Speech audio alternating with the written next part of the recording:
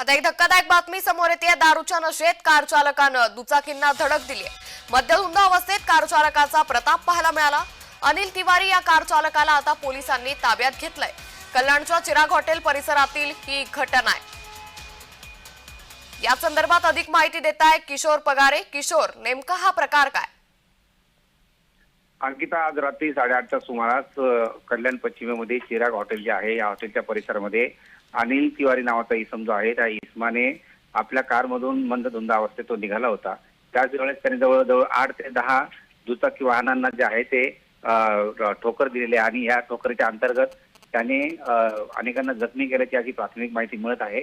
आणि या अंतर्गत आता बाजारपेठ पोलिसांची कारवाई झालेली आहे, त्याला ताब्यात घेतलेला आहे। नशेखोरांवर कारवाई होत आहे परिमंडळ 3च्या अंतर्गत आणि अनेक पद्धतीने पोलिसांनी गस्त पथक सुद्धा चाललेलं आहे।